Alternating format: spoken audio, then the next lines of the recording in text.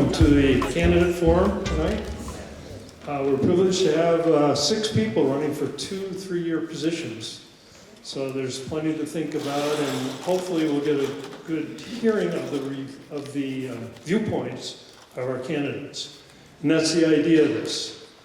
I'd like to thank Carrie Harrington for organizing this, Riley Clark for preparing the room here in the forum, and she'll be carrying the mic to questioners as we go through the evening.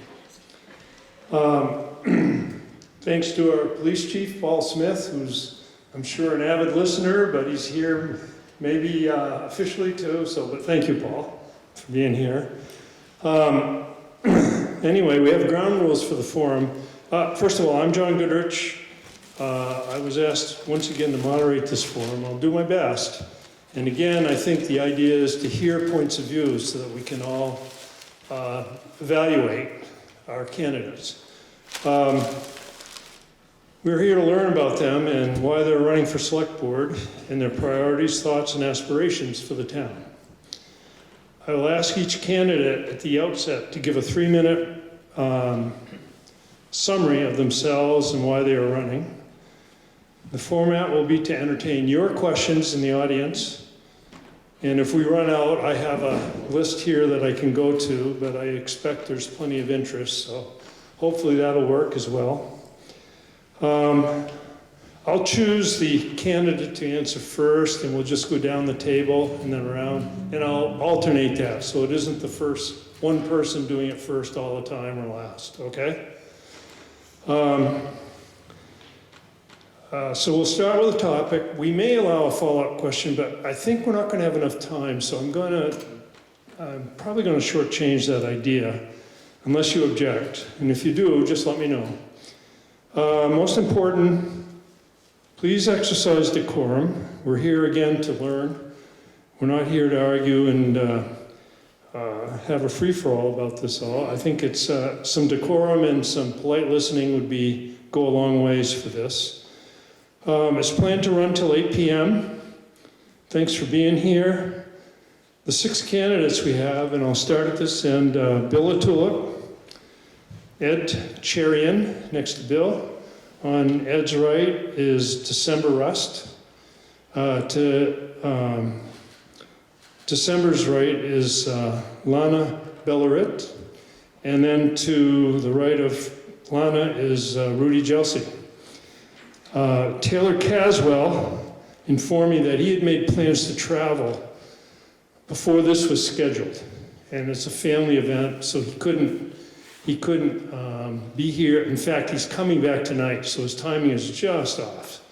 But he did send me a note, and I told him I'd read it so that he isn't totally ignored in this discussion.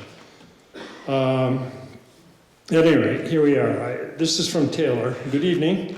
Unfortunately, I'm not able to be in Littleton tonight due to a personal commitment our family made before I decided to run for select board. I appreciate the organizers giving me the opportunity to share a brief introduction that can be read at the forum. I grew up on North Fairview Street in the 1970s and 80s and graduated from Littleton High School in the class of 1987. My wife, Susan, is a member of the class of 1988. We've been married for 31 years and went on our first date at the Pizza Hut on Meadow Street. Many of you may remember my father, who was a doctor at Littleton Hospital for nearly 30 years before his untimely passing in 2001. Those early years gave me roots in this community that are even stronger today. After many years in the private sector, I spent the last 12 years working in state government. That experience gave me a clear understanding of how government can be practical, efficient, and focused on serving people. Government doesn't have to get in the way. It can help families, employers, and small businesses choose Littleton as a place to live, work, and invest. Over the years, I've been directly and indirectly involved in many projects that have helped the people and businesses of Littleton. These include the transition of the old Littleton Hospital into Beatty House, the rebuilding of Main Street and the Riverwalk, workforce training and funding efforts at Littleton High School and White Mountain Community College, expanded childcare at the Boys and Girls Club on Lisbon Road, the creation of affordable housing, the rehabilitation of the Masonic Temple, and the development and maintenance of trails on Parker Mountain used for biking, hiking, skiing, and snowmaking.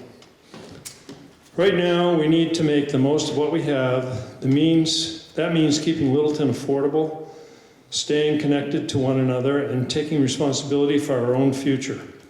I'm running because I care deeply about Littleton's future and want to help guide thoughtful, steady progress. It means a town government that delivers core services well, attracts jobs and investment, and protects the quality of life that makes the North Country special. At this moment, I believe it's important to elect someone with strong local roots, proven leadership experience, and a practical understanding of what matters most to Littleton. I believe I can help deliver those things. I'm sorry I can't be with you this evening, and I appreciate your time and consideration. I'd be honored to earn your vote to serve the people of Littleton on the Select Board. Thank you, Taylor Caswell. Okay. I think now just to explain a little bit more of the ground rules, Mary Menzies has volunteered to be the timekeeper. And we're going to allow initial statements by the sitting candidates over here to 3 minutes to give a statement of themselves and why they're running. And then we'll go to your questions after that, and we'll allow 2 minutes per question. And again, Mary will be the timekeeper, so she's the boss, okay? And thank you, Mary, for doing that. So why don't we, at this point, I'll start on this end of the table, Bill, if you don't mind, and if you could share the mic. Yep. So, Bill, you're on. Good evening. Thank you, everyone, for being here tonight. My name is Bill Latulip. I'm proud to call Littleton my hometown for my lifetime. I live with my wife up on Broomstick Hill Road. We had 4 children that went through the system here. We now have 4 grandchildren who we're trying to groom to go through the rest of it too. I've worked in the private sector, and so private and corporate. I learned a lot about responsibility, accountability, and the financial decisions that need to be made. I'm retired, right? I do a lot with the community. I used to be a volunteer for the Conservation Commission, and I did the Lions Club, and now I'm on the Budget Committee. I also worked with Littleton Fire Rescue Department on the call department. I've helped out the Highway Department when they've needed drivers before. And I'm running for selectman. I really care about the town. I have a lot in leadership, and it's just a special place to live, and I'd like to maintain what we have in Littleton. I'm very proud of Littleton, and we need to keep the safety services that we have, and we're going to have to get our taxes down as much as we can, but we need to work at that, and I think we can achieve that. We need some more revenue to help offset all of our expenses, and there are ways to do it. I've got some good ideas. So thank you very much. Thank you, Bill. Now, Ed Cherian.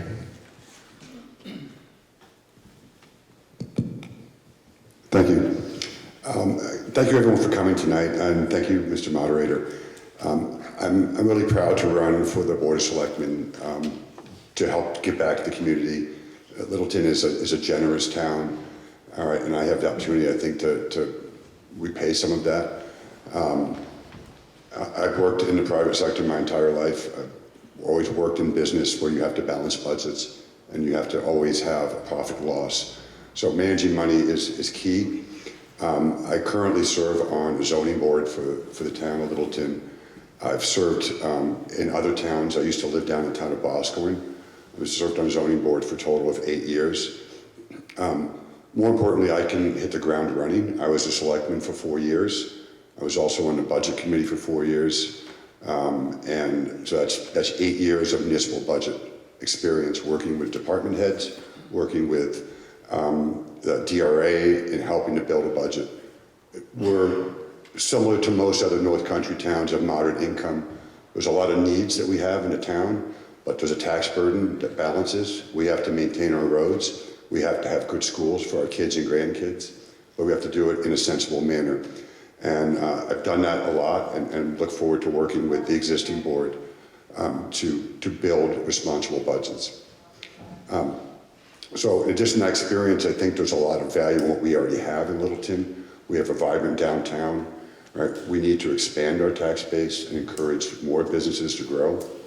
It's clear that we have a real need for affordable housing in order for the town to continue to grow and for young people to be able to live here and raise their kids here. That is critical. It doesn't become just a retirement community or a second home community, which is part but not our future, in my view. Lastly, I think that one of the things we have that's truly valuable is a sense of community spirit that exceeds most other towns.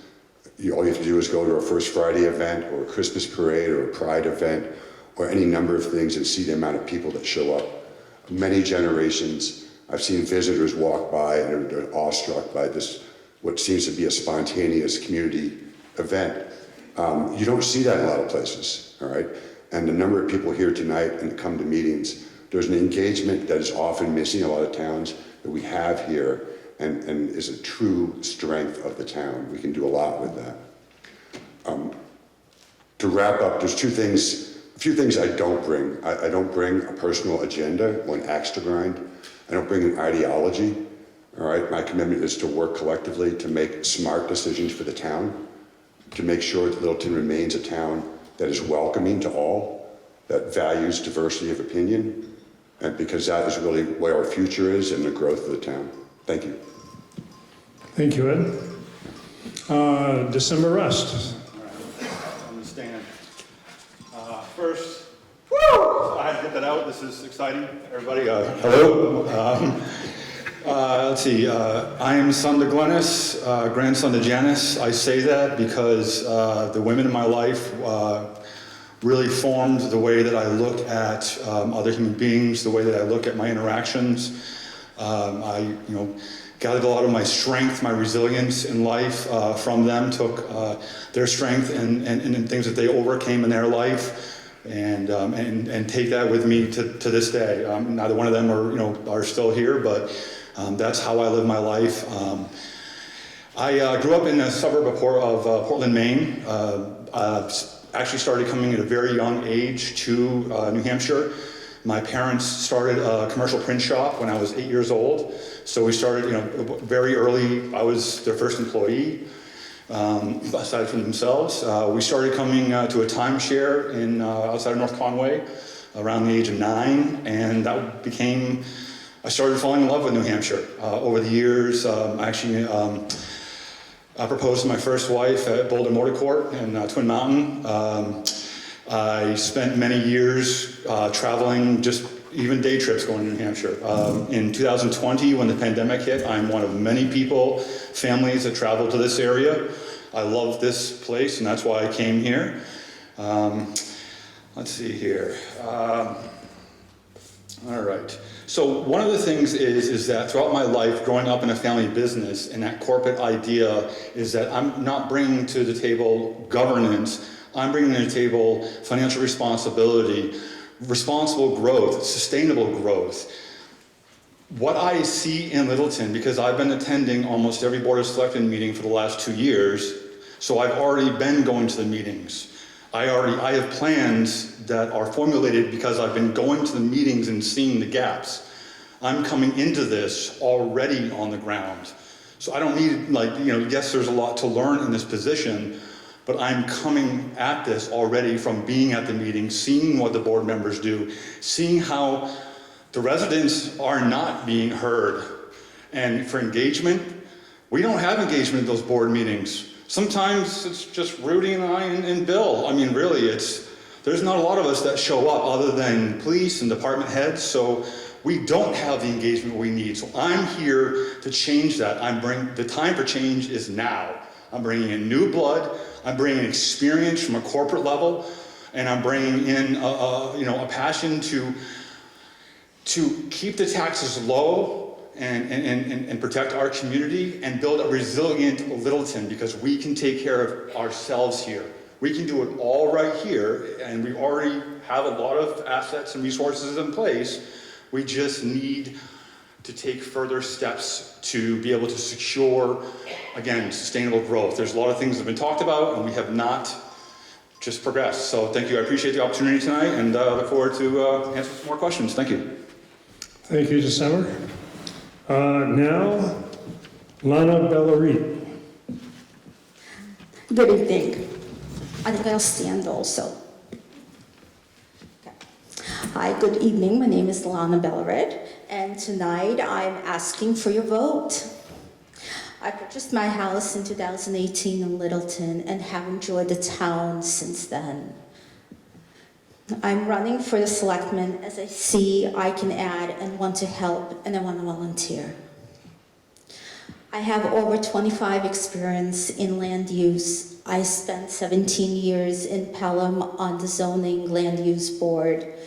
I've also since then developed my own projects and are familiar with the zoning codes, building codes, and how to find surveys and other documents, such as documents that laws and bylaws that selectmen have to follow. Also, it's very important to review cases that other towns might have lost before getting into a fight. Or, for example, not looking what some corporations in town are doing. Okay. So since then, I've developed my own projects, and let's go to education. I have my undergraduate is in business management, and I have a graduate master's degree in accounting. I started by working in the top 6 accounting firms, so I am familiar with budgets. I'm familiar with also how to look for discrepancies, how to look at the project and seeing when something is missing. And I find that that is very important in a small town. Since I moved to New Hampshire, I worked as a financial advisor. I was federally licensed, both fully licensed as an advisor and as a principal. So I have managed billions of other people's money until my child was born, at which point I sold my business and I started buying depressed properties, which sometimes I subdivided them, sometimes, I used to say I professionally used to fight with the town. So I do know how to be on the other side of it also. Okay. In the last few years in Littleton, certain things have greatly troubled me. I just realized that my son, the classes my son has to take the last 2 years of school, I have to pay for them.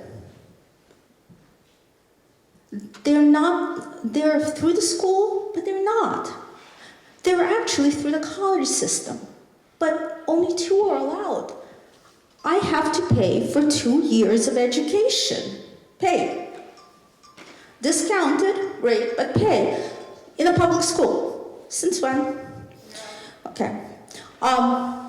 Thank you very much. I'm running out of time. I'm asking today for a vote. Thank you. Thank you, Lana. Rudy Gelsi. Hi, everybody. Everybody knows me. I'm Rudy. Ooh, hot temper. But anyway, why I run for selectman, it's so much that we can talk about it. Probably for a week we can talk about it. What I like to say, if I end up to win a seat, it's changes. We need changes a little time. I see a lot of people. I talk with a lot of people. I got email, I got posts on Facebook, everybody complain. Why they complain? taxes. The people, they can come to the meeting because every time they come to the meeting, they can't speak up because nobody listens. I would like this town to really change. I moved up here 25 years ago. I love this town. And since then, maybe I can miss about 4 or 5 meetings. But all the meeting, Rudy Gelsi was there. But you know why? Not because of me. Okay? Thank you, Lord. I'm okay. Because of you guys. Because you got no time to come to the meetings. And I'm the voice. I hear every complaint that you guys make. I refer to the Selectboard. Because you tell the truth. You guys in Littleton tell the truth. You know, the taxation,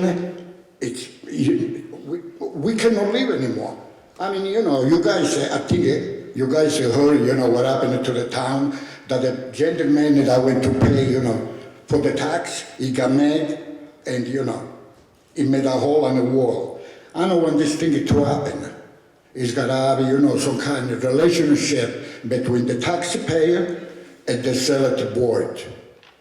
You guys, you know, when you go vote, just to think a little bit.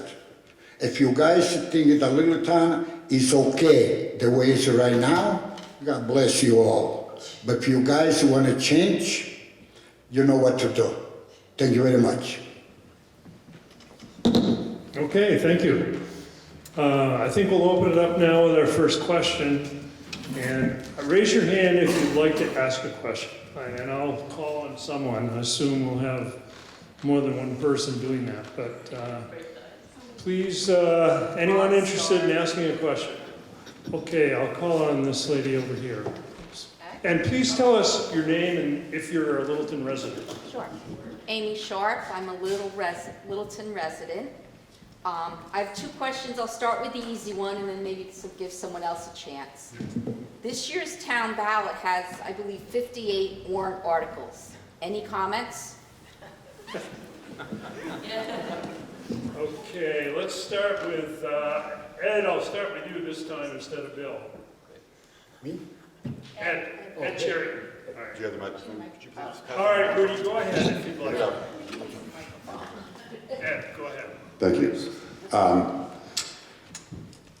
I would say that's an absurd number. The truth is, unfortunately, a lot of people will go in and vote and are not going to know what a lot of it is. I mean, we had 2 long nights of deliberative sessions. It's very long, it's long confusing. Part of that is to ensure that it doesn't happen as much going forward. There's a lot of cleanup warrant articles there for capital reserve accounts that were designed or written in a very narrow focus. For example, to put away money for a fire truck, and it's very specific just for a truck, cannot be used for any other type of apparatus. That's an example. So a lot of these capital reserve accounts you'll see are being closed and reopened with slightly different wording to allow a little more flexibility to fix the roof at the firehouse or to buy SCBA gear instead of just a fire truck. So that may account for 15 or 20 of them. All right, that's one of the issues. Also, like every town, you can petition articles on. We have a number of petitioned articles. And if they meet the standards for a number of signatures of registered voters, that is their right in the state of New Hampshire. And so there's always going to be a number of those. But I certainly agree that it should be a much shorter ballot. I think it intimidates people. I don't think there's anyone, maybe a few people that go in there and they really know for sure every single one of those. We've talked about the gambling ones and talked about it for weeks and weeks and still not sure exactly. You vote yes on one if you're in favor or you no on the other if you're against. This kind of reverse double negative. So it's confusing, and some of that is just the wording that was done. So I'm not going to take responsibility for it, but my apologies. I know deliberative session we spent 2 long nights on it. Thank you. Okay, let's give December a chance. We'll go down the line. All right. First, that's a great question because, I love the fact that in New Hampshire we can petition and have warrant articles on there. As I spoke about, so the town manager this year, it's a lot of housekeeping that he's doing by closing out one fund and opening it up under another, essentially. So there's, as Ed explained, but it's a housekeeping step. So but the unfortunate aspect, and it was brought up at the deliberative session, and I haven't seen, I don't know of any media yet that's been released on this, but it was asked extensively about some of the confusion, why there's so many warrant articles and what's going on. The town manager said that he was going to work on putting something together, reaching out to the media to try to help explain that, but that's what, there's 15 or 20 of them, they won't be on there next year, so once they're done, they're done. Again, as far as the other, warrant articles, sharing my personal, again, it's not a personal opinion on the articles themselves, it's how they fit into the plan for Littleton. How do they fit in? Is it reasonable to, so that's the thing, is we can talk about, the number, but legally we can have as many as people gather signatures for. So, that is a nice aspect of this, but yeah, it takes a lot of understanding once we get to the ballot. So thanks for the question. Thank you, December. Okay, Lana? Hello? I believe in transparency. I would never, for efficiency, hide things. That is not a reason to have less articles. We've seen people complain. Everybody has complained the taxes are too high. You need to see what you're paying for. And I'm not going to discuss that's stuff that absolutely needs to be separate. But the things that can be put together, you need to see what you're paying for, and you make the choice. You see how much you're going to pay, and you make the decision. So, a little more reading, transparency. Thank you. Thank you. Rudy? Thank you for the question. Anyway, I think the nail right on the head. We got too many warrant articles. And this is not for everybody to go inside and vote for every warrant articles, because they're gonna take, to the time they read all of them, they're gonna take at least 1 hour, an hour and a half to answer all the questions.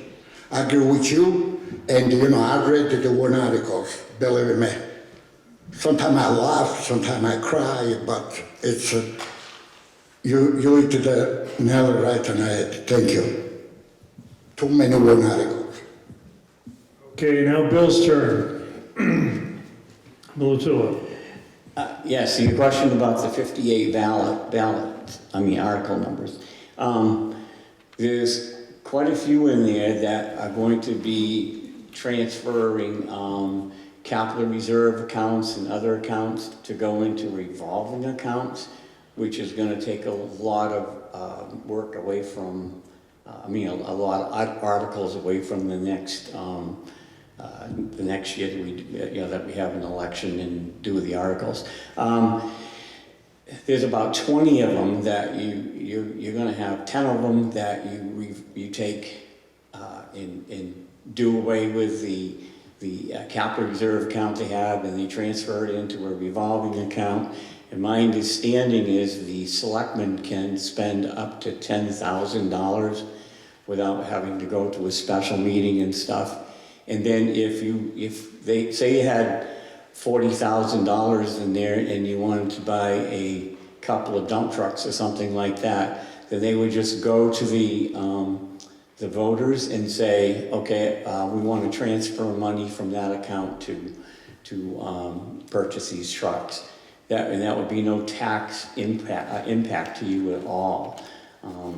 But that's the one thing they want to do, and then they're also working towards, from what I understand, is not coming up with hundreds of thousands of dollars that they're going to lease purchase the vehicles. So that way we're not going to be asking for, $500,000 for a vehicle. It's going to be what it's going to cost to pay for it over the lease time. But that's what he's working on, from what the town manager said, to try to reduce it so we can get these articles down. Okay, thank you. I know you said you had 2 questions, but I'm going to move on, and I think what I'd ask anyone in the audience is to ask a different topic as much as possible so that we don't retread the same material. And I'll go to this side for the next question. Does anyone have one? Yes?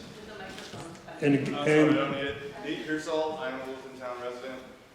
Ed, I believe you said you had some suggestions to generate revenue, and I'd like to know what everyone else's opinions are for how to generate revenue that are not tax-based.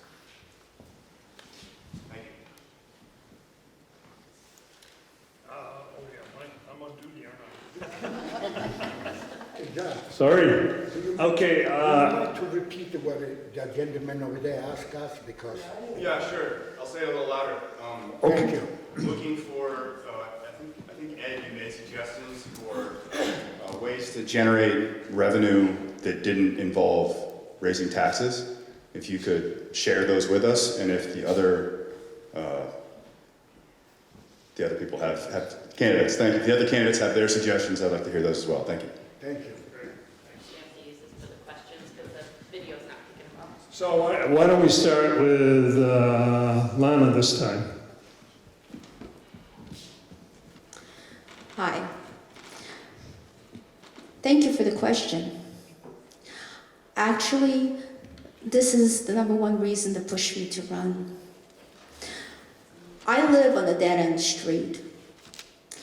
And what I've noticed, the last time the roads got repaved, about 100, a little more, feet of the road didn't get repaved. Now, doing this type of work for a long time, I know it was paid for, right? Somebody got the money. The money was allocated. But they never paved it. Sometimes, just by having people there who know what they're doing, who've done projects before, who supervised, you need to look. The money is there. You just need to be very careful, and I did bring it to their attention.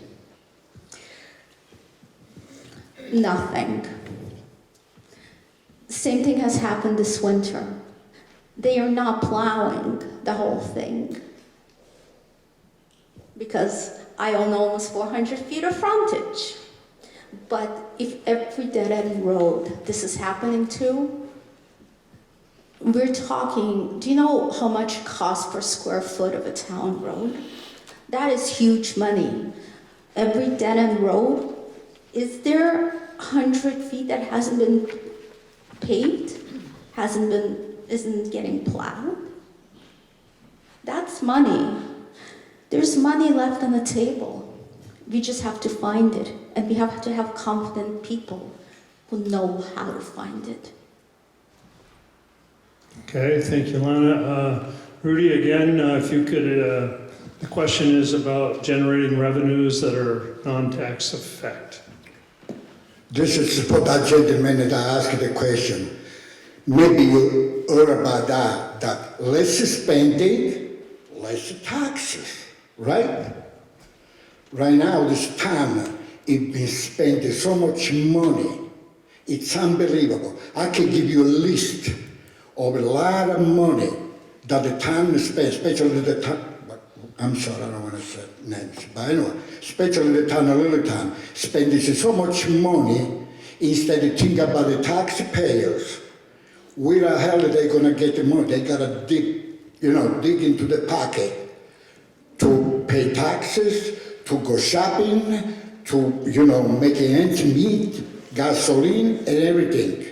That's what it is, young man, is less spending, less taxes. Thank you. Thank you. Bill, your turn. Thank you. I've got some things I've been thinking about. One is snow plowing. Okay, when our town trucks leave Boynton Lane, they pull onto Route 18. If they're going out to Skinny Ridge Road, they pull their plow up. So the state of New Hampshire's been looking for renting trucks. And they pay like for a six-wheeler, the smaller trucks, $149 an hour. And so what I've been talking to some guys about is, if they paid us $149 an hour, then we'd have to probably give our driver an incentive to try it for a year, like $3 stipend or something like that. And because if we do that, then they're gonna make it work, because later on, if we can make the thing work. But there's a lot of money involved here, because we've got all these roads way out of town where they're running our trucks with the plows up, and it doesn't cost a whole lot of money to put the plow down. You're gonna go on the road anyways. But I just think that's one way we can look at, bringing in some revenue. And the other thing is the parking situation, parking meters and stuff like that. We're giving parking spots up at some of our parking lots that are free, and we're getting $50 a year for let them park there. It's people that live up over the storefronts on Main Street, and $50 a year is nothing. I mean, try to plow your own driveway and salt it and remove the snow, and you're not gonna do it for $50 a year. But I just think there's stuff like that we have to look at and start, creating some income. And I think there's income to be made in the parking situation, so. Thank you, Bill. Ed Cherian. Thank you. Thank you, sir, for the question. Two specific examples in the time allotted. One is one that's already on the Board of Selectmen's agenda and the town manager's agenda for the year are pilots. It's payment in lieu of taxes. So we have an agreement with the hydro dam in order to avoid an annual battle with them where there is an agreed to payment that is coming up. And it's something the town manager and with the board's support will be negotiating a new pilot with the power dam. That's an important source of revenue. We've also talked about negotiating a pilot or working to negotiate a pilot with the hospital. The hospital is not taxable. They're not under an obligation to pay taxes or payment in lieu of taxes. But I've done a few of these before as a good faith measure. It could be a nominal payment, a payment in lieu of taxes, because the hospital provides a lot of jobs and a valuable service, but they also use town services. All right, so that's also another approach that's done. When I was a selectman when I lived down in Boston, we did a number of pilots with nonprofit groups as well. Again, sometimes fairly nominal payments, but it's some source of revenue. A second is also something I've worked on before that I'm sure probably Cherian and others talked about, is looking at a TIF district. So a TIF is a tax increment financing. Essentially, it's an incentive used to help redevelop a piece of property where you take some of the taxes that the new development will use and use it to pay for extension of road, extension of water and sewer lines, which enables the project to go forward. It does not increase our taxes, but it helps to develop an unused or underused piece of property. Can you say that one again? I didn't quite understand that. Sorry, please speak to me and address your questions that way. Could you repeat about a TIF? I know what a pilot is, what you just said. Inside of I can't understand you. Please, I really don't think you should shout out, so. That's all right. You want me to stand Do you up? want to take your question now, or have we finished? I think everyone's spoken. Oh, no, December, please speak. Okay, I'll speak on that And first. please hold your question. Okay. All right. Well, first of all, excellent question. The first thing we need to do, actually, though, and this is something I've been doing by looking at the last 6 years of Board of Selectmen meeting minutes, is the decisions that the past board and current board have made in the way that business interests are favored over residential taxpayers. For example, the tax split between residential taxpayers and commercial property taxpayers used to be about a 50-50 split in Littleton. It's not anymore. Residential taxpayers are covering 60%, while the businesses are covering 40%. So we have to ask ourselves, how come that's happening?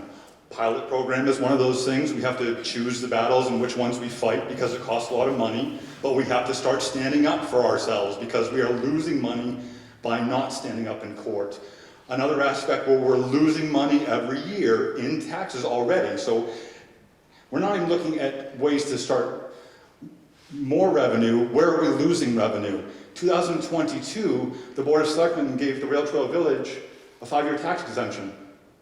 And we lost, did I go to, oh, lost, okay. So we lost 5 years of taxes from that business while everyone else is covering for that. So we need to start looking at how we're treating the residential taxpayers. That's how we're gonna help first. Thanks for wrapping up. Okay, again, I'll remind the audience, this is not shouted out like we sometimes do at the deliberative sessions. So if you have a question, please address it to me, and then we'll go. I'll acknowledge you, but I want to give others a chance, so go ahead. With the mic, though, everybody. And please give your name and, Somebody else was, so I didn't see anyone raise their hand. They can go before me, I don't know. ask your question. Yes. I was just trying to find out what was TIF. What is that? I didn't hear you back here. I didn't catch it all. So the question is, what is TIF? It's tax incentive financing, but Ed, I believe you brought it up, so go ahead. Tax incentive financing, tax increment financing, it's where the taxes for a potential new development is used to support the infrastructure needed for that, like an extension of roads or water or sewer pipes, in order to support that development going forward. So a developer may say, I can build affordable housing, but I can't afford to also extend the roads and the pipes. Can you take the taxes for like 5 years or 10 years and the town use that tax revenue to build that infrastructure to enable the project to go forward? So I don't know as we need to have everyone answer that. That's just an explanation of what a tax incentive, is this incentive or is it incremental financing? I've heard it both ways, usually tax increment financing. Incremental, thank you, okay, thanks. Okay, we'll go on this side. Thank you. My name is Justin Ross, and I live in Littleton. So over the last 3 years or so, there have been 2 fatal pedestrian accidents on Main Street. And I understand that there are some constraints involved here that I may not fully understand. I'd like to know what your practical ideas are to decrease the chance of more of that happening.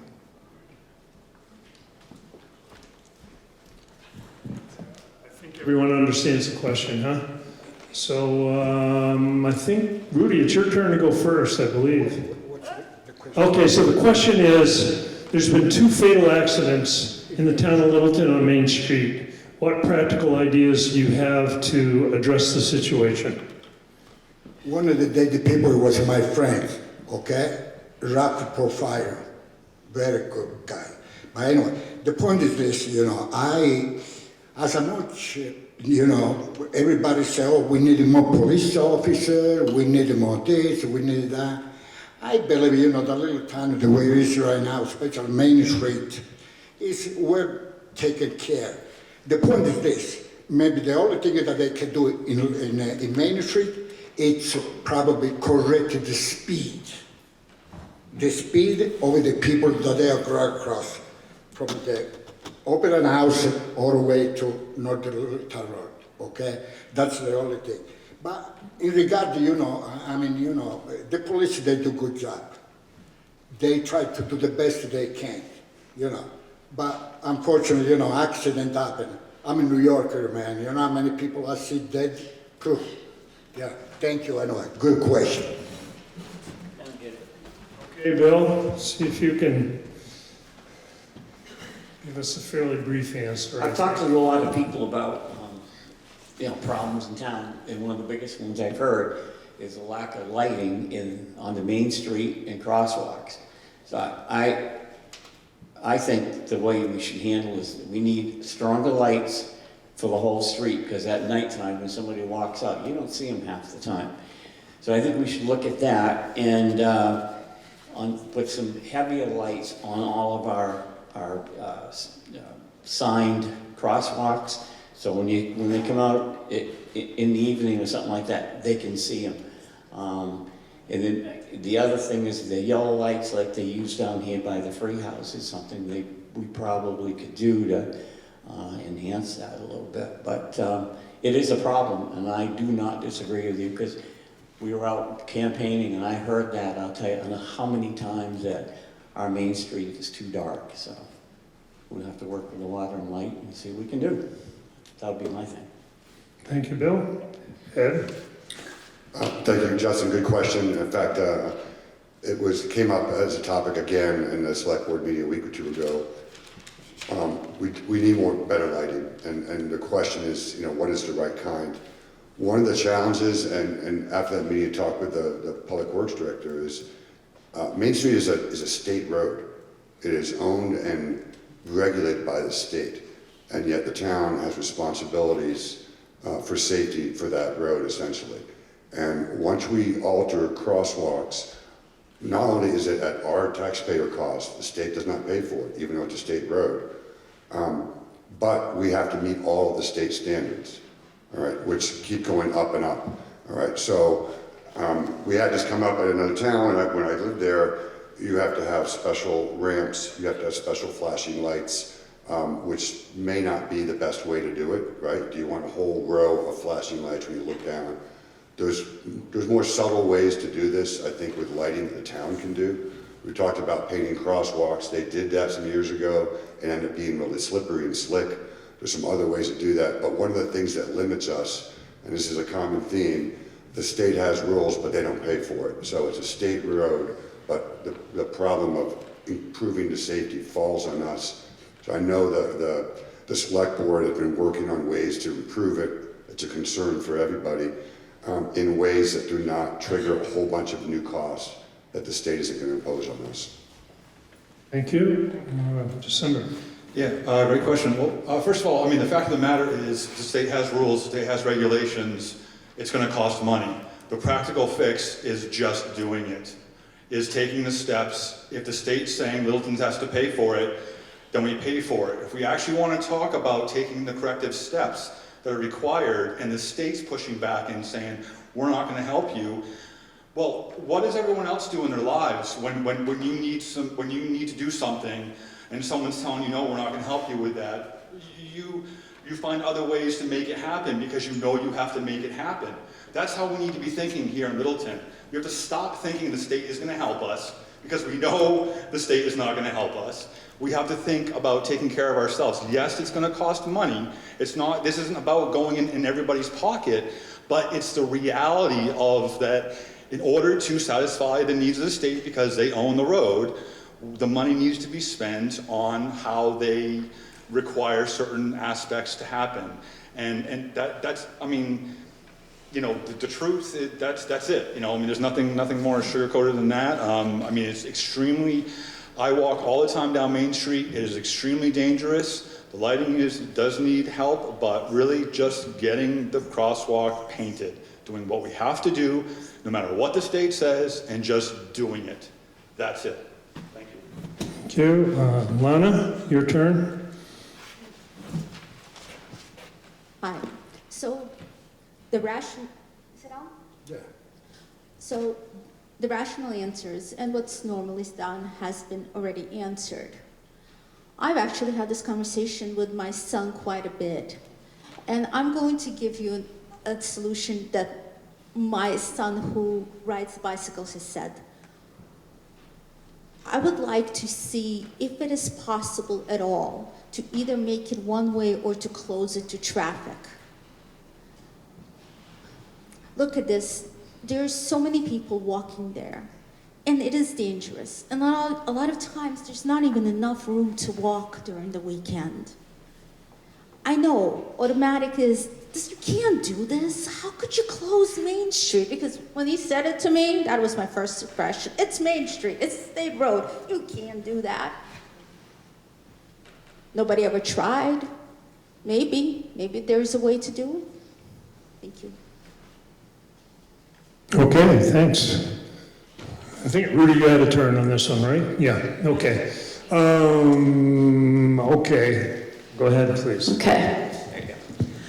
Regina Bowler from Littleton. This is not my original idea, but a longtime resident of the community has expressed to be concerned that The state of New Hampshire could be petitioned to create a truck route that detours around the town that would remove the heavier vehicles and the more dangerous traffic from the pedestrian flow lanes. Would members of the Select Board support working with the state of New Hampshire to develop a truck route around the town for the heaviest, fastest traffic?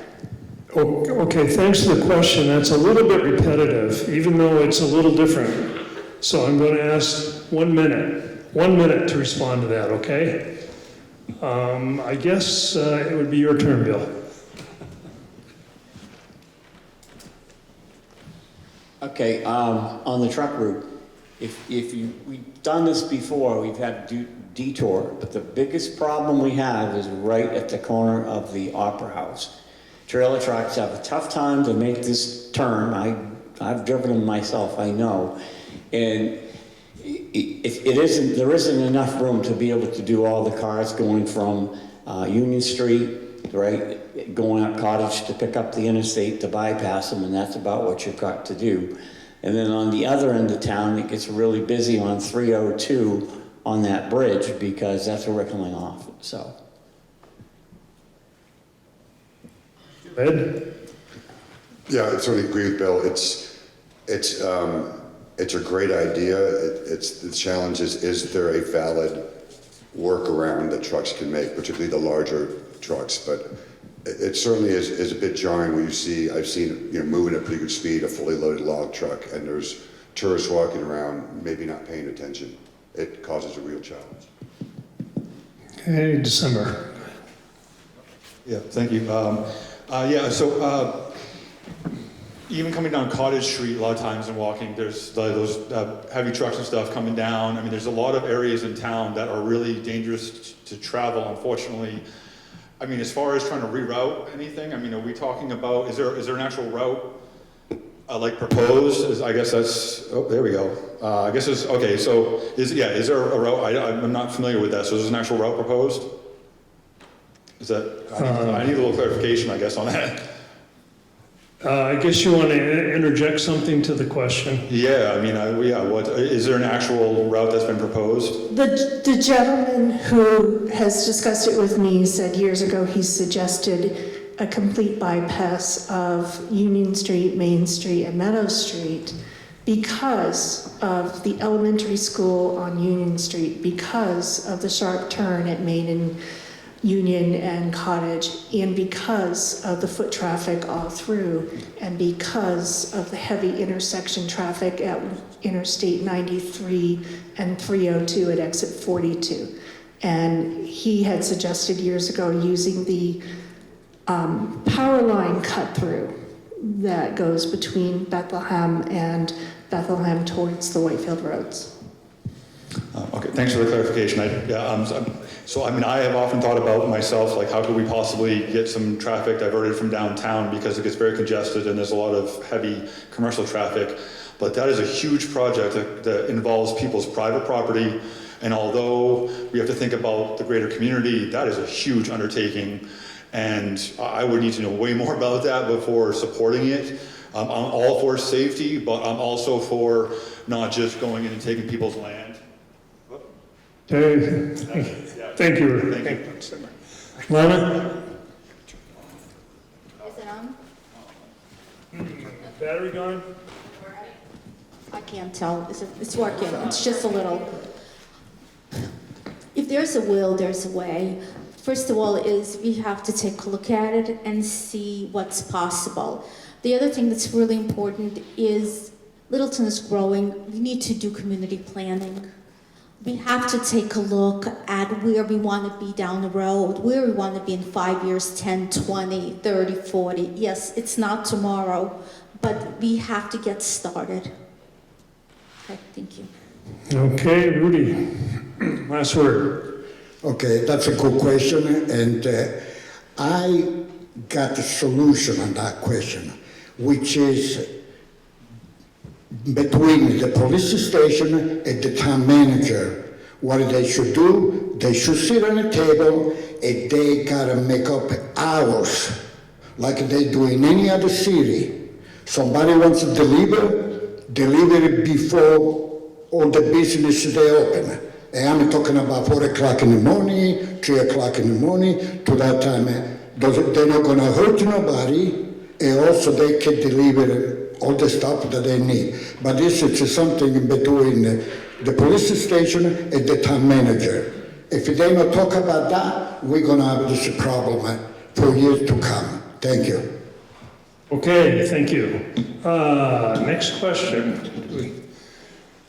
Anyone?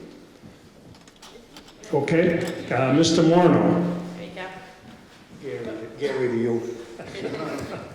Hello, Gary Morno, longtime resident and taxpayer. This might be first time I ever take an event like this, but something to do with housing in town and the taxation and the previous renewal they just did on our taxes. And how do you define affordable housing? Should people sit in their house and nobody goes to their house to do a renewal of their rate and then just get the bill and it's like 100, most everybody probably was 100%. And if your house has been there for 100 years and it's deteriorated a little bit, I don't know how it can go up 100%, but just your view on what you call affordable housing, $2,500 for a rent, or $400,000 starting home here in a small town of Littleton. Okay, so I heard a couple of veins of thought on that. One is, I think you're talking about the assessments have been high, and so how does that play into affordable housing in the town? So I guess I would call an Ed first on this one. Thank you, sir. So the town is required to do a reassessment of all property in the town, I believe, every 5 years. And so if they take that entire, it doesn't have to be 5 years, they take that entire 5 years, which I think was done this time, you added the huge spike in prices that occurred during COVID with second homeowners and people from Massachusetts and others moving up here. I had a huge increase in my tax bill as well. All right, so they came in and said, oh, it was worth $350. Well, now the market says it's worth $550 because other houses have sold at that price. That doesn't mean that your house is worth that much, but in terms of the market assessment, the way it's done, we got hit with a big tax bill. Probably everybody's had that that's in here that owns a home. The town has to do that. We're required by state law because your total assessment appraisal cannot go below a certain percentage above or below market. Again, market in quotes. So the short answer is what is considered affordable, I think just keeps going up. All right, I think what was affordable even 5 years ago or pre-COVID, the market is much higher than that because of all the money that has been poured into state and the lack of homes that are available. A lot of people have gotten essentially landlocked in their house, all right? And maybe your kids have moved out, you've got a 4-bedroom house, and it's hard to sell because you've got a mortgage that's gonna go way up right now. It's kept the market tight, it's kept prices high. So I don't know what that number is, what is considered affordable. I know it's probably gone up substantially over the last 5 years than what it used to be, just based on what's considered a normal. A starter home used to be $200,000, and now can you buy a house, a starter house for $350 or maybe more? I don't know. It's a challenge, all right? And so generally talk about affordable or workforce housing, and an actual standalone house is largely, I think, unaffordable for most people. Okay, thank you. Senator, please. Thanks for the question. Well, just first, over the past couple of years, unfortunately, the Board of Selectmen has actually made some decisions that took away the opportunity for workforce housing in Littleton. They took money that was supposed to be for workforce housing and diverted it to luxury housing. That was the sitting board decided to do that. I wouldn't do that to the taxpayers of Littleton. The thing is that part of the reval, the issue is that there weren't any boots on the ground on a lot of properties. The town manager stated this. Last year, when he first, at the Board of Selectmen meetings, when he started talking about the revals and what's going to happen, he mentioned that because of whatever reason, it wasn't done, but there weren't a lot of on-the-ground evaluations done. A lot of it was on paper or what was available on the internet. So when things were actually done this time around, they were done a little more thoroughly. So therefore, that is why the revals went up so much. So part of it's oversight. You know, like that's the thing. Is the Board of Selectmen should be actually looking. Thank you. Yeah, I mean, this is the thing about the Board of Selectmen. We're the executive board. We're supposed to be looking over these things. We're supposed to be watching when you can't make to the meetings. We're supposed to be making sure that we're not taking money out of your pockets when it should be going to workforce housing and affordable housing. One aspect of affordable housing, the last thing I'll touch on, is the welfare budget, because that is wrapped up into the affordable housing aspect. I have a plan that reduces the welfare budget without cutting any help by actually partnering with people who live right here in Littleton, with Littleton residents, instead of spending money out. The $125,000 last year the taxpayers spent on emergency housing. If the board were making smarter decisions and partnering with local landlords and property owners, that money could be better spent. So it's not about spending more money, it's about spending it wise. Thank you. Okay, thank you. Lana? Okay, you're talking about the taxes. Here's the fact. They were doing an average. They were using, let's say, the house is 2-bedroom, 3-bedroom. They were not evaluating your house. They really basically did, I don't give a damn. They were not doing what an actual appraiser would do, which they should have been doing. They took a look at what the average sales was for like a 2-bedroom or 3-bedroom. And around, that year, around like 20 years sometimes. And they just assumed, well, your house, it's 100 years old, is also gonna sell for $400,000. Many of these evaluations, especially in older homes, they're wrong. They're just flat out wrong, and unfortunately, for you to reduce the taxes, you are going to have to either talk to a real estate agent or get your own appraisal and take it to them, and if they give you the bullshit that they basically gave me, then you have to go in front of the selectmen and show them, listen, this is the appraisals, they were wrong.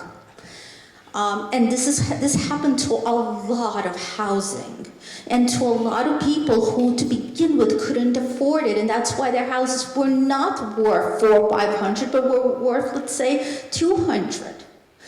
Unfortunately, we have to do some due diligence because we can't, go to every house and oversee it and supervise it.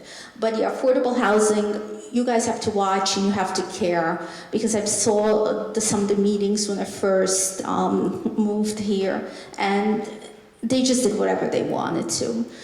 If all of you care, if all of you watch, it will make a difference. Bother the town, make your voices heard, and things will change. Thank you. Thank you, Rudy?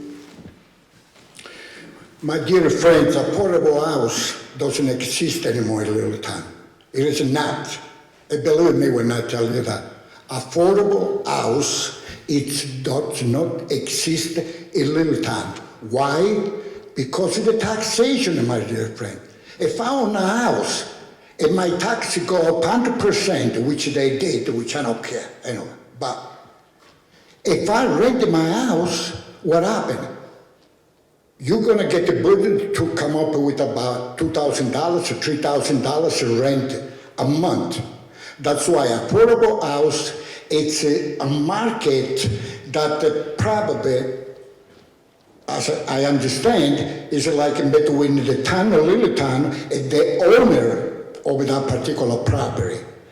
And then what happened, who's the middleman? Is the one that pays, the rent. That's the thing. I suggest that if you cannot afford, your house, go to the town, knock on the door of the town manager and just to explain him everything that you go through. See if he's gonna help you out. Thank you very much. Okay, Bill, you get a chance too. Yeah, I think on the, like the assessment, like in Gary's situation, they didn't go out and go through these houses this time. They pretty much did it like an office type thing, you know, square footage and all that, from what I understand. Because they don't know if you have a new house like in the last 25, 30 years or 40 years. A lot of the old houses around here still have stone foundations. And, you know, that house is not as valuable as something with a nice support foundation and yeah, they just need to take a better look at the older vintage house, but I don't think that the cards at the town office, you know, with the taxpayer, if they have the year of a house and what else is in it, like stone foundations, I don't know, but that would be worth looking into. Okay, thank you. Peter, did I see you had a question?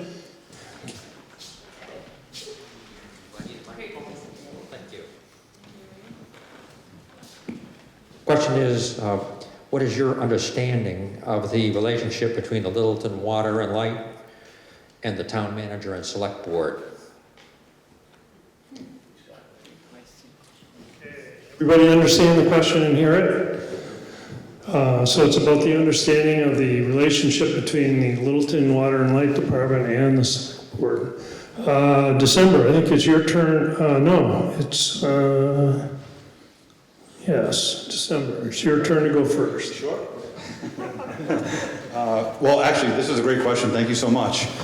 I had the opportunity to meet with Lori Hogan, CEO of Littleton Water and Light, a couple of weeks ago. I asked her for a meeting ahead of this campaign, just to kind of discuss things. So Littleton Water and Light is owned by the residents of Littleton, but it is not a department of the town. It is not overseen by the town manager, and it is not, except for the budget, is not directly overseen by the board. There's a big wall there. That's part of the misunderstanding, is that it's actually a town, which is not a town department. So the way that it works is, and because it supports not just Littleton, but there are residents out in Monroe, there are residents in Bethlehem, there are different residents in different towns that actually are users of Littleton Water and Light. So what the board does, the really only connection is the Board of Selectmen elects the Littleton Water and Light commissioners every year. I mean, every time that their seat comes up. So that's how we as board members would actually have direct influence, is choosing who the commissioner is.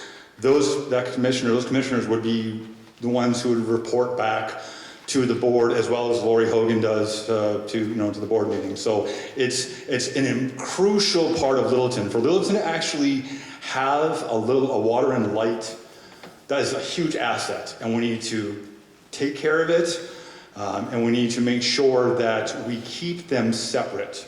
It's intended that way so that money can't be taken from one asset and put to another and start playing with money. So it's intentionally designed to have like a firewall there. Thank you very much. Okay, thank you, December. Lana, your turn, please. Do you need more of an explanation? Because I mean, he pretty much said what it does. So you support his explanation? I am aware of what it is. I am aware that there is a commission there, and that we do have a lower rates than others, and that it's a co-op, which means that it's owned by the people. I am not privileged to what is going on with the selectmen, because I am not one, and what they're doing with it at the moment. So That's all I can comment at this moment. Okay, thank you. Rudy? Thank you. Hey, Pete, you're always the best. But anyway, I don't see any, any kind of contrast in between the water light and the town of Littleton. The town manager, and also the selectman. And you know why I don't see any difference? Because you guys talk to each other. When something is going on, the commissioner with the water light let the town manager and the select board know what kind of problem, they can be resolved, anything like that. For me, the water light, it's one of the best entity, that we have over here in Littleton. You guys do a good job, the commissioner does a good job, and, I really thank you guys, okay? Thank you. Okay, thank you, Rudy. Bill?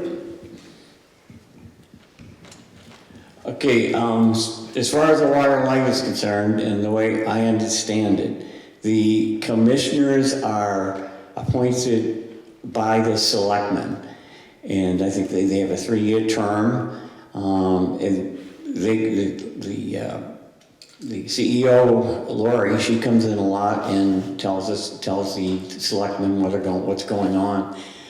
And so I think they have a pretty good relationship there. But yes, the town, they technically own the water and light, but it is run like an independent situation. We don't tell them how much money they gotta give us, or, it's worked for a lot of years. I don't know how many years, but a lot. The only thing I can see is the water main that comes from our reservoir up in Bethlehem, comes all the way down here. I've heard talk that might need to be replaced, some parts of it, which I think that they really should look at that, so we don't wait till we get in the situation we are with the sewage treatment plant. So I think they need to talk about it. Thank you. Ed? I won't add too much. I appreciate December describing it. It is independent, and it's important that it remain independent. They are regulated, even though it's a municipal utility. They are partly regulated by the state and others in terms of rate setting. I will make one comment on the light side of it.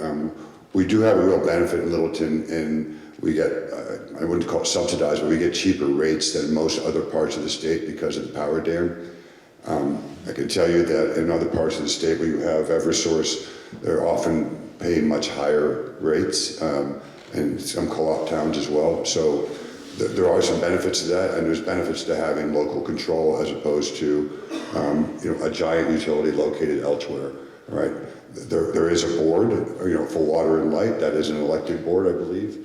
And they have minutes, they are regulated, there are open public meetings that are required. There's a level of oversight that's far more than you typically get from a utility. Okay, thank you. We're going to go to this side. Mr. Pratt.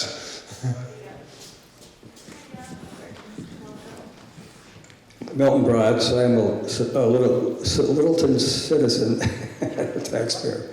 I have a question within the context of going from a 3-member board to a 5-member board. And the question has to do with your relationship individually with the town manager. Now, when I was on the school board, I could go to lunch or breakfast with another school board member, and there would never be a perception of a meeting being held.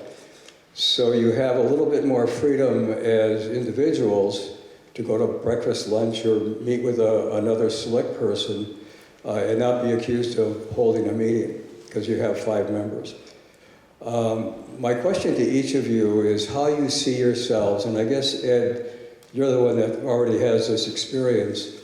Your relationship to the town manager, how do you see that position from a positive standpoint, and then if you have any concerns or any negative feelings about the position of a town manager?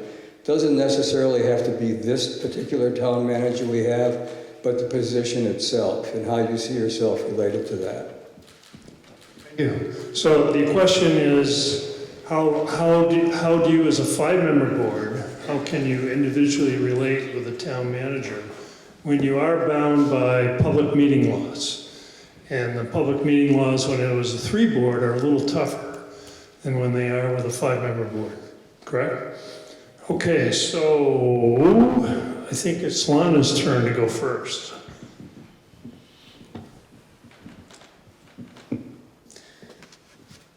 Don't discuss town information between each other when you're not in the meeting is the number one thing. Now, the town manager,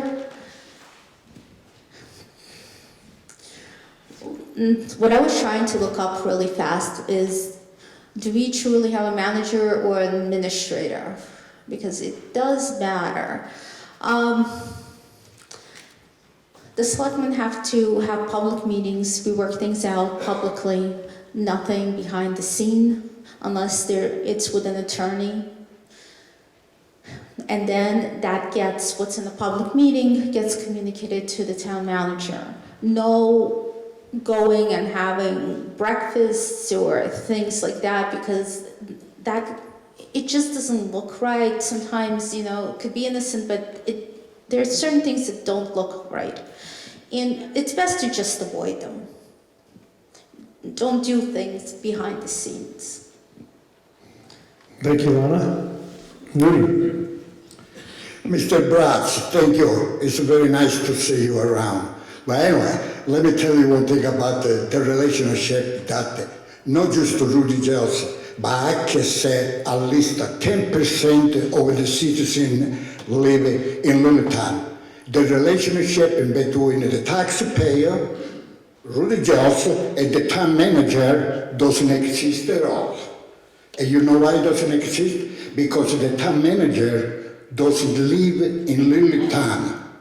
The town manager lives in another town. He comes in for 8 hours, then he starts the car, and he go home. That doesn't mean whatever happened, relationship, we don't talk about that. And also, another thing, people, they don't like the town manager that we have right now.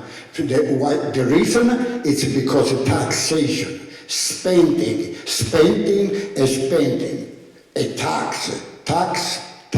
That's my only word is I have no relationship at all with my town manager. Thank you. Thank you, Rudy. See, Bill. Okay, the difference between the three-board, 5-board members, the 3, only one person anything over one person would be a meeting. And now, with a 5-member, anything over 2 members together is considered a meeting, is my understanding. And as far as the town manager is concerned, I think that the chairman of the board should be the spokesperson for anything coming up with another selectman. I think that the 2 of them meeting together with the town manager, I think would be the way to go. That way you're not, you're trying to keep somewhat of a chain of command together, so. Okay, thank you. Thank you. So I served on a 3-member board. You're exactly right. When 2 members of a 3-member board get together, that is a public meeting that requires advance notice. That doesn't mean if 2 members run into each other at the market, they have to run away from each other, but you cannot discuss town meeting. It's a little more flexible on a 5-member board. There's also, the 5-member board, you can have little blocks of 2, right? There's a risk on, any way you can do a coalition, whether it's 3, 5, 7-member boards. There's different ways in which people do that. As a general rule, Lana's correct, town business should not be discussed, outside of a public meeting. When I was on the board, I went through the annual ethics training to take it very seriously. New Hampshire has one of the very strongest right to know and open meeting laws. It needs to be respected at all time. It means that sometimes the select board may make decisions that are unpopular, and it's their job to take the heat on that, because that's part of what they're elected for. In terms of town manager, I worked in town, we had a town manager who we thought exceeded their authority, and we fired that person, and we switched to a town administrator model. It's quite a bit different. So town manager, and I don't know Troy Brown personally. What I've seen, he's very competent, and I think the board hired well. The town manager runs the town on a day-to-day basis as a manager, all right, under a contract and at the pleasure of the board. He works for the board, all right, but runs the day-to-day. Town administrator typically is running the administrative part of the town with the key department heads reporting to the select board. So that's the key difference, and it's defined in the law. A town manager has a greater responsibility and greater power, if you will, than a town administrator. So it requires that you hire well, because we're trusting that person. In a way, they are the extra select person. And I think as a town that's our size, probably requires a town manager, and we have a competent one now. Okay, thank you. December. Thank you for the question. Well, first thing, just real quick, Littleton is a city. I know we call it a town, but in all intents and purposes, Littleton is a small city. So when we talk about aspects, we have to look at all of those kinds of aspects.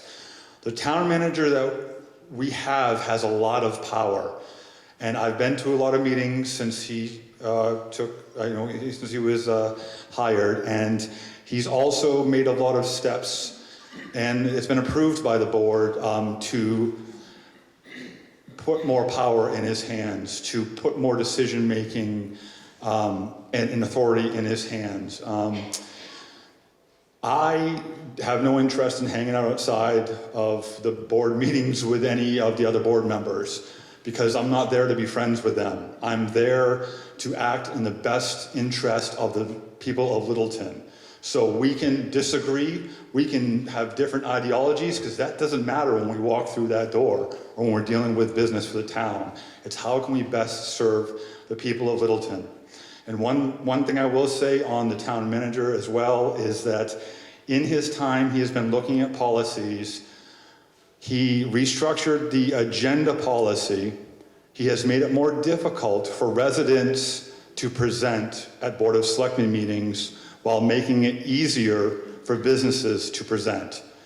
So that's one thing that we need to look at, is that as a resident, it's harder, and you don't have as much time to prepare if you want to present something to the board, and that was something that he decided and brought to the board, and they approved. So these are things that the town manager already has a lot of power. He's making big decisions, and to speak to Rudy's point, he doesn't live here.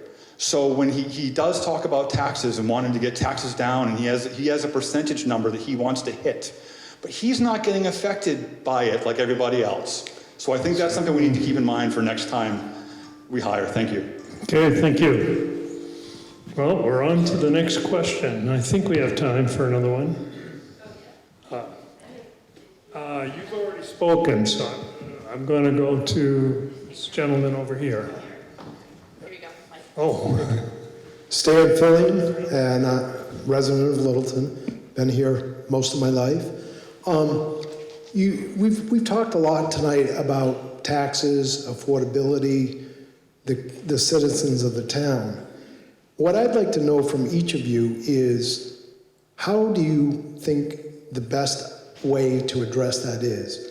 I've heard some of you say reduce expenses, some say increase revenue. So I'd like to know which way you lean, and if you say both, what percentage? Is it 60% revenue, 40% cutting expenses? Thank you. okay. So that question, there's a lot in that question packed in there, but it's about affordability and how to achieve it in Littleton. It's a broader question than just housing, I believe. But so with that, it is Rudy's turn to go first. Thank you for the question. I got just one answer on your question. Is spending less. This is the major thing. If I get elected, man, your taxes, they're gonna go under your feet. Because, taxation right now is unbelievable. It's unsustainable for anybody. but you put everything, on the table to see what's the percentage and stuff. They got no percentage, my dear friends. The percentage is just to spend less taxes. For whom? For all of us, taxpayer. Thank you very much. Hey, Bill. Thank you, Rudy. Okay, so when it comes to, if you do want to do, revenue or drop the taxes, we could drop the taxes, but I think we've got a lot of expenses there that we should look at, which I think we probably can save some serious money, but we have to work at trying to get it lowered, like on health insurance and things like that. We should look at, it's almost $1 million we're putting out right now for health insurance for the municipality, like $2 million for the school. But it's a lot of money, and I think we have to look at reducing some of that stuff and then try to pick up some more revenue. It's a two-way street. We gotta go in both directions. So.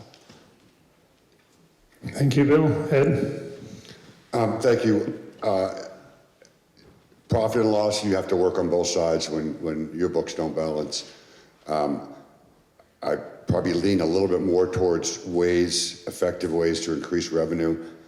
I think if you look under the hood, I don't see a lot of gold plated in the town budget. There's always places to make a cut. Healthcare is a great one. It's one of those expenses that is seemingly out of our control, increases much greater than the rate of inflation. There's not a lot of choices for municipalities to go to other insurance pools. It's not like there's a dozen out there. There's only a few. There's some things that the town can look at and maybe has when we procure things, or procuring with other towns. Something as simple as salt and sand, heavy trucks, what have you. Sometimes it's hard to arrange that. We have different towns and different budgets. When we talk about taxes, though, it's easy to say, I want taxes cut, but it's harder to specifically find where exactly you want to cut. You want less plows, you want less money for this or that. The single most defining factor for your tax bill is your school tax. The Board of Selectmen does not have any authority over that. This is a long-standing problem in the state where the state does not meet their constitutional requirements. New Hampshire Constitution requires the state provide for an adequate education.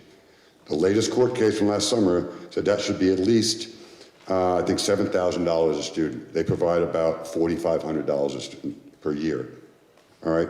Essentially, there's something like almost $3 million a year if the state was meeting the minimum that the Littleton's SAU would be getting. Now, the Select Board can't do much about it except encourage our state reps and others to meet the constitutional requirements that the state has to provide for a minimum education. There's nothing that will move your taxes more than adequate funding from the state for the schools. Thank you, Ed. December. Thank you. So it's I don't know what the percentage is, but it's going to take both aspects. As far as, it's not so much cutting taxes, it's what we're doing with the taxes that we have now and how it's being spent. That is a big part of the problem. When we have a heavy tourism industry, we have a lot of people using the infrastructure in Littleton, and it's the residents that are paying for that infrastructure upkeep. Littleton's infrastructure is crumbling because there's so much traffic coming into town, which we need because people work here and people shop here, but we're not offsetting that in a responsible way. The residential taxpayer is covering the bill. There should be permits for having A-frame sandwich boards downtown. There should be, businesses should be paying for certain aspects of operating in certain places. If they're going to be located on Main Street downtown with a sidewalk right there, they should be helping pay for the upkeep of that sidewalk in the winter. It shouldn't be on the Littleton resident who is not using the downtown. So that we need to look at how the responsibility is being shared, and I, for one, am not going to sign on to someplace like the Rail Trail Village getting another 5-year tax abatement, which is going to come up in the next next year. That's 5 years that Littleton has lost out on tax money with all of that traffic coming into town, all of that money flowing into that property, and $0 have come into Littleton. So and the board approved it, stamped, signed, perfect. So we need to look at how the board is governing. They're not doing a good job. So it's looking at both aspects, how we're spending our money, and then how we can build revenue from there. Thank you. Okay, thank you. Lana, your turn. There's a couple of different things here. The number one thing, I'm going to look at it a little bit differently. I agree absolutely with what you said, but I'm going to add to this. The state, one, they have been pushing down things, costs, and we need to understand this. We have to realize this, and we have to work with our representatives. We cannot just be like, we're here in Littleton and let's ignore everything else. We have to look at the state. They've been passing down the police, pension, salaries. They've been passing down the education. This is very important. And here's why. I would like to see things change. For years, all we've been talking about is education, education, cost per student education. It's not that much. You need to look at the statistics. Ask the police what their statistics are, how much time they spend on the elderly, how much time, because New Hampshire, and especially this area, we are very, very highly elderly. And we are so much more elderly, people are getting older, not younger. We're not attracting young people, higher salaries. You can't, if you reduce health insurance, you're going to have to raise the salaries. It's one against the other. It's a losing game.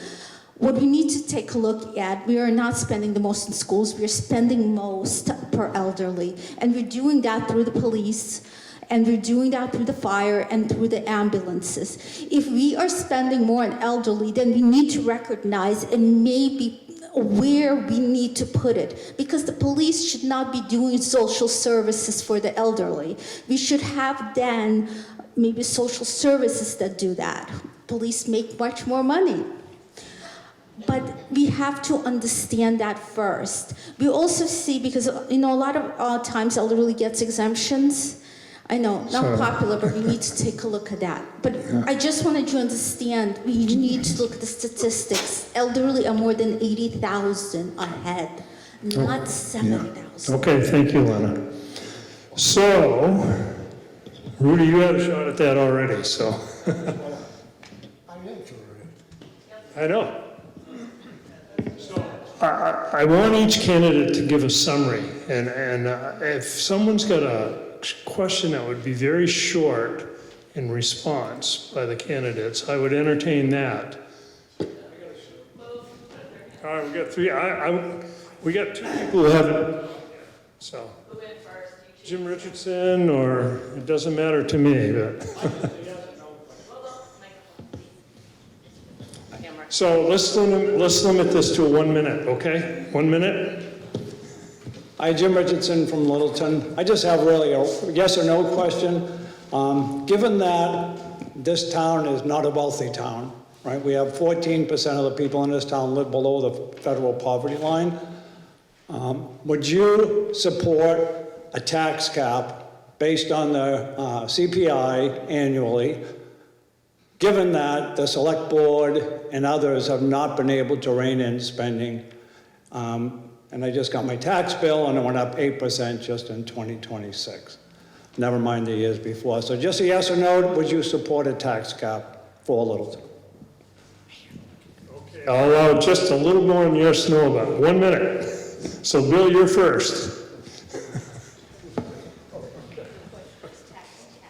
Does everybody understand a tax cap that's limited or it's based on this consumer price index movement?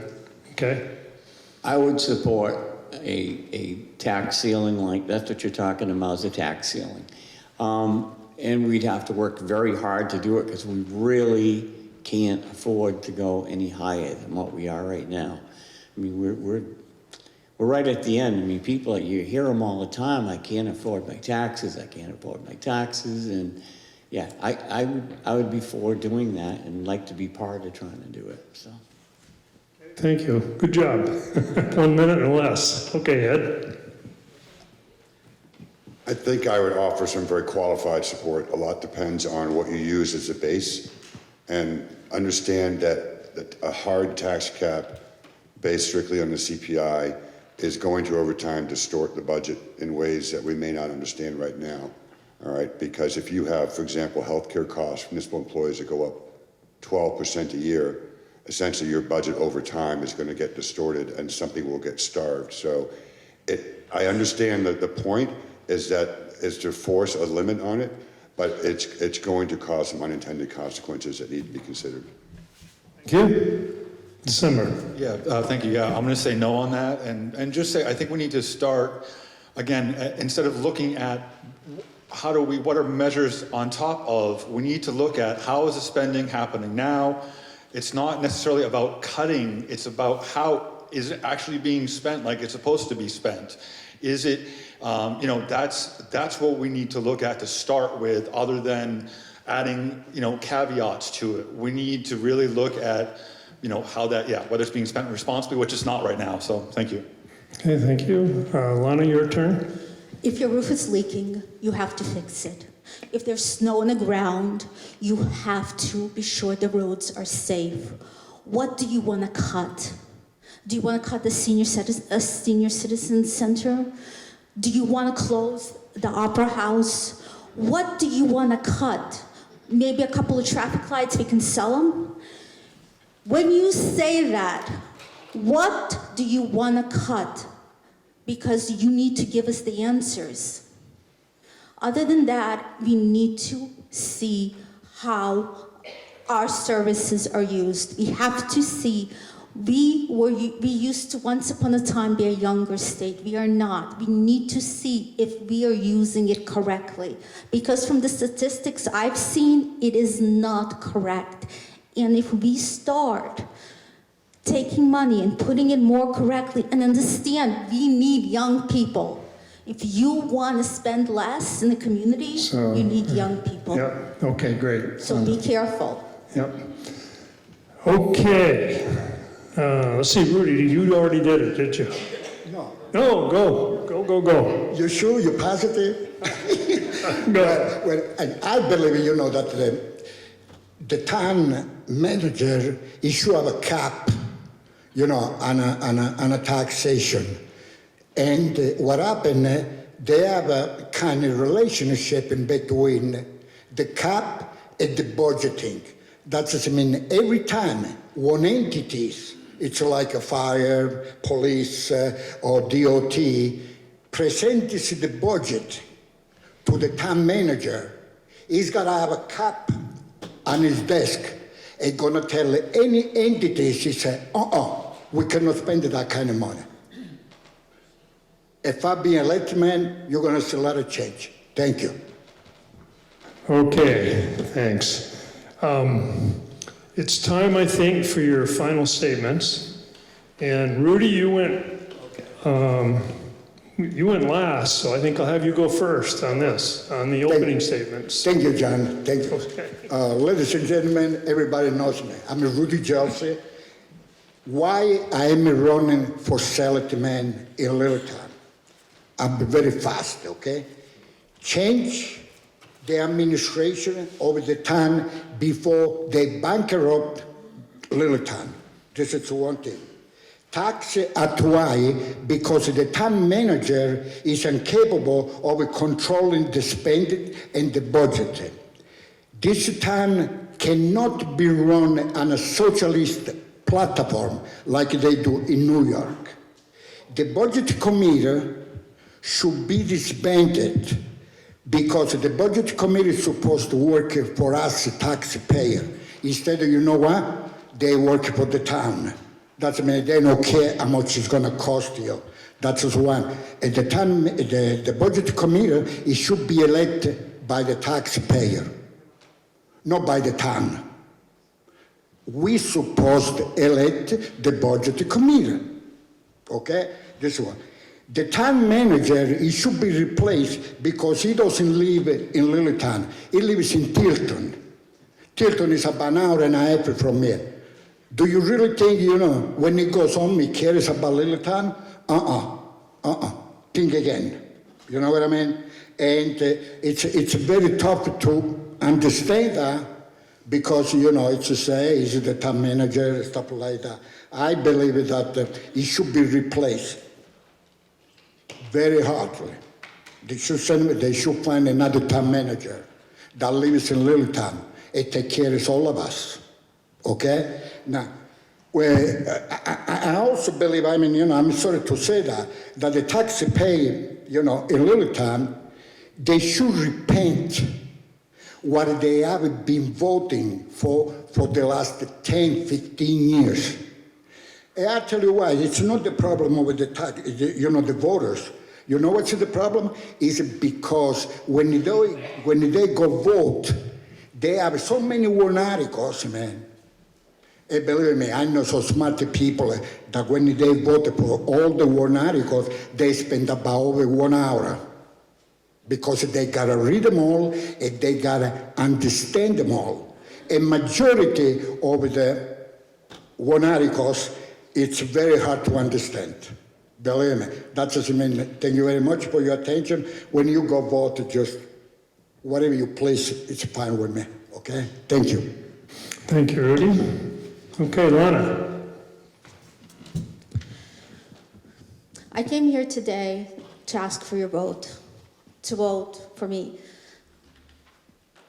I will tell you that I will give a damn, that I will take a look at the budgets, that I will take a look at the statistics, that I will take a look that every penny is spent the way it's supposed to be.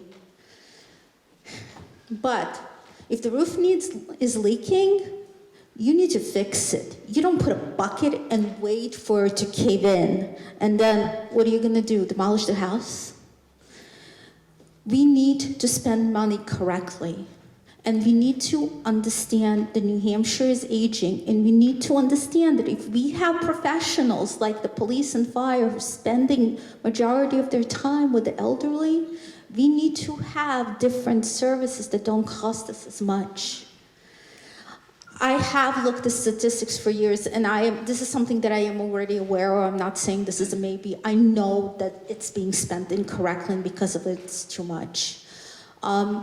I would love to make some changes that are a bit different than people are thinking. They're more correct. They're more in line with what people want.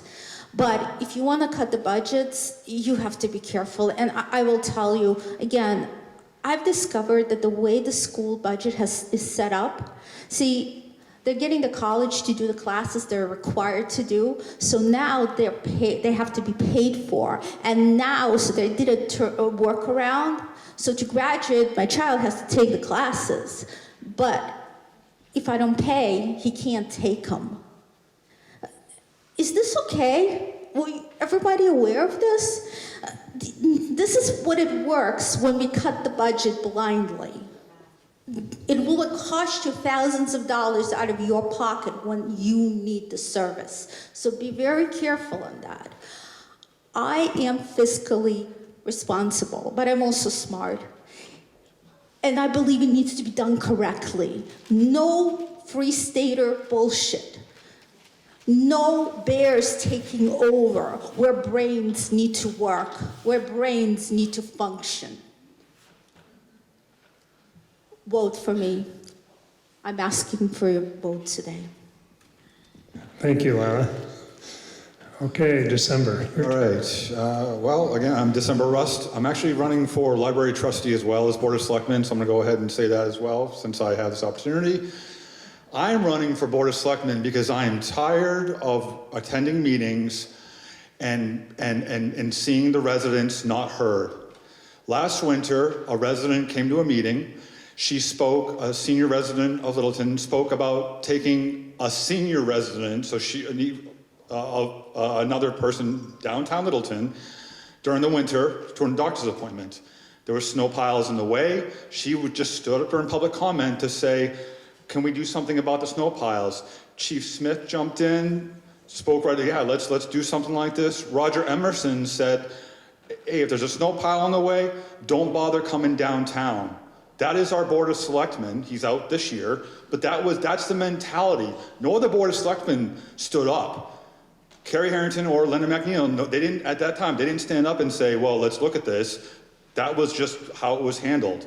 Last year, during a long meeting, because the board votes every summer to only have one meeting a month, that makes every board meeting that month longer. Last year, we had a 3-hour meeting. When it was time for public comment, Linda McNeil said, I don't want to have public comment, but I'm going to, because we have to. This is our chairperson. That's why I am running. I'm tired of seeing people go up there, seeing organizations go up there and be turned away because of ideology, being turned away because they don't fit the business interest. Part of the reason why I'm running for the board is because there is a significant discrepancy in the way that tax burden is handled in this town. Taxes are a part of our reality. They help the overall burden. Instead of everyone having to pay for private services, which would cost a lot more, we pool our money together, and that's how we function with taxes. What we need to do is rein in how the Board of Selectmen is making decisions. That's why I am running, because they're not listening to the people. I have emailed the current Board of Selectmen since all of them have been in office, the original 3, and then the last 2 added last year. The only one to respond to me anytime has been Kerry Harrington. Linda McNeil has not responded to 1 email. Ed Hennessy, not 1 email. Roger Emerson, not 1 email. Paul Amon, not 1 email. Kerry Harrington is the only one. Not even an acknowledgement, nothing. They're not listening. I am here to listen. DecemberStandsWithLittleton.com. Go to my website. I have a page on Facebook, December Stands with Littleton. Message me. Call me. I'll give you my phone number. Talk to me. That's what I'm there for. I'm not there. They all treat it like you get elected and that's the last time you hear from the resident. No. I'm there for you, and you talk to me anytime you want, because that's why I'm there. Thank you. Time to wrap up. Thank you so much. I appreciate it. Please vote for me. Thank you. Thank you. Ed, your turn. Thank you. Appreciate everybody coming out tonight. There's probably more exciting things you could have been doing. But I appreciate it. It shows, again, that people care. People are worried about things. This is not new for anyone that lives in the North Country or in a small town, New Hampshire. All right. It will continue to be a challenge for us because of the way the state funding is done, because of the way they've continued to push responsibilities but not payments down to us. We're not going to resolve that tonight, and probably the board's not going to resolve that in the next couple of years, but it is a reality that we have to work it, which is to do more with less. All right. Whoever gets elected on this board is going to have to work with 3 other people. And we have to work together to make smart decisions for the town. All right? There's plenty of people throwing rocks. What we have in Littleton is we have blocks. We have the ability to do things as a town, all right, and work together despite our differences. Again, differences are a strength in my view. There's a lot that can be done on the budget. There's a lot of complexities in how budgeting is done in New Hampshire. I've worked on it for years. I don't have some magic formula, but I do know that there's a disciplined way to do it. And we're working with the department heads and working with the existing board members is the way to do that, knowing that the tax burden is driving some people out of town. We have some very dedicated people that work for this town, all right? I know people are concerned about taxes. There's a lot of people that work hard in this town and could get paid more in another town, all right? And we have to remember that. The streets are not plowed by magic, all right? Police put on their uniform and face danger on any given day. They do it for us. So this money does go to actual people that run the town. Lastly, I've spent my life in the private sector. My day job now, I manage the construction and procurement part of a renewable energy company. All right, I know about having to make budgets work. I know about having to make tough decisions. In my business right now, we're in an economic recession. People are getting laid off. It's difficult, all right? This is the nature of what we go through, cyclical, and we're gonna have to go through it in Littleton as well, is how do we meet the needs that we need to meet without overburdening the taxpayers? But let's not throw out the baby with the bathwater, all right? We have things in this town that are valuable. We have civic engagement. We have, yes, we have town events that may cost money, but they bring us together, all right? And that, I think, is the glue that we can use to solve any problem if we're willing to do it together. Thank you. Thank you, Ed. Bill? Thank you, everyone, for coming out tonight and listening to our speeches here and all your questions that you've had that we appreciate. My goal would be to work on creating more revenue and tightening up on spending. We need to do everything to get our taxes down. I know taxes is a huge problem. When we were out campaigning, and I've talked to a lot of people, and it's taxes and lighting in the main street, and there's just a lot involved, and I'm willing to work hard for you. I'd appreciate your vote. Thank you. Okay. First of all, thanks to the candidates. In some ways, we're kind of lucky, and if you think about Littleton and maybe other places, we have 6 people interested in trying to run and devote their time to help the town. So I think we owe them a round of applause.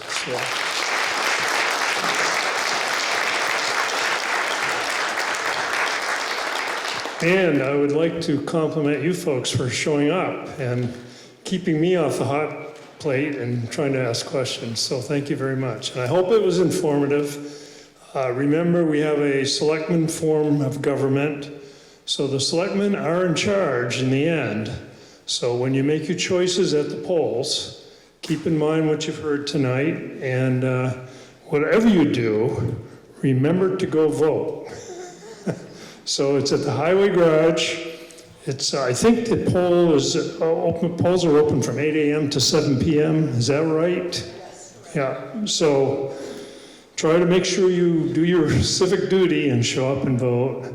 And I'm sorry I didn't get every question. And I know I feel a little bad about back there. I know you wanted to ask, but again, thanks for coming. Thanks to the candidates, and have a good evening.